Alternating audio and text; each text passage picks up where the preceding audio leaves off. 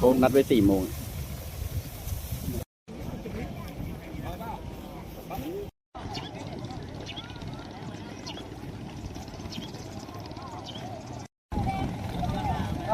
ไปเลยครับไปเลย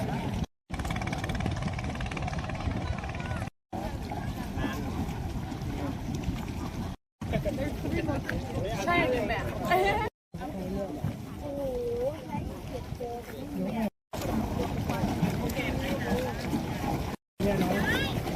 รอผู้ถ่ายแล้วครับ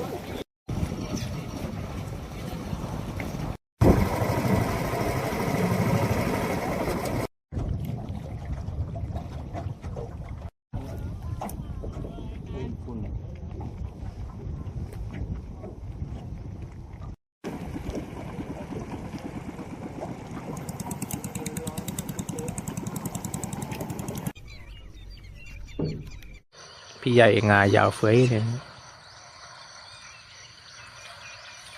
โอ้โหเรียงกันเป็นระเบียบเป็นแถวมาก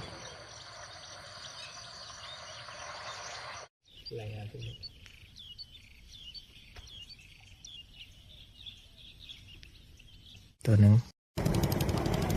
ได้เก็บแล้วว่ามันถ่ายไม่ได้เลยย้อนแสงถ่าย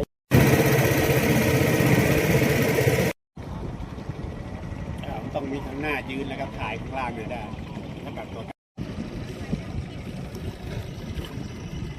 นี่ไงอ๋อจะดูได้ดูมันกระแสเห็นช้างไหมพี่เห็นช้างไหมเห็นช้างไหมครับ